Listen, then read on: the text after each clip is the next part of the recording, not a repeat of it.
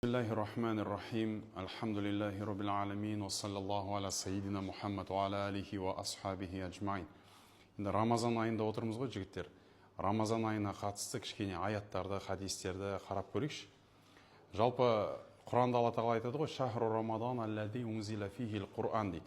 Мына Рамазан айы Құран түскен ай дейді.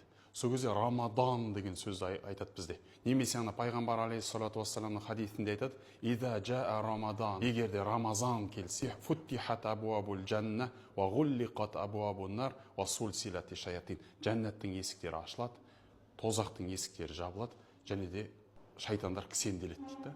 Ол жерде де Рамадан деген сөз келді.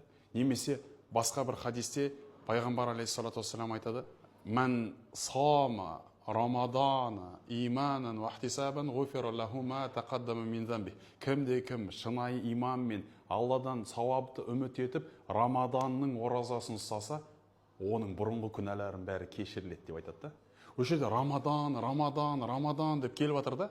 Енді біздше Рамазан деп кеттік қой. Бірақ негізі дұрысы Рамадан да. Енді осыны Рамадан мубарак, Рамазан құтты болсын деп айтамыз да, бірақ сол Рамадан деген сөз қай жақтан шықты? Не мағына береді, соны білмейміз да. Рамадан деген сөздің мағынасын дейді, ғалымдар айтады, армада деген етістіктен шығады дейді. Армада деген етістік бұл күйдіру деген сөз дейді. Жағып жіберу. Имам Шаукани, имам Құртуби сияқты ғалымдар айтады: «Иннама суммия Рамадана лианнаху ярмиду зунуба».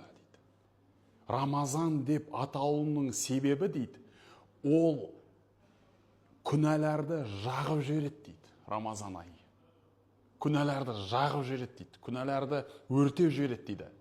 Ай юхриқуха бил амали салиха дейді. Немесе енді оны дұрыстап түсіндіріп айтатын болсақ, Рамазанда жасалатын салихалы амалдар арқылы адамдардың 11 ай бойы жинап алған күнәлары өртеніп, жанып түкі қалмай қалады дейді. Сол үшін де Рамадан деген сөз армада деген сөзден шығады дейді. Күнәлар өртеніп кетеді екен ғой. Осы айда күнәлар жоқ болып кетеді, тазарып кетеді адам.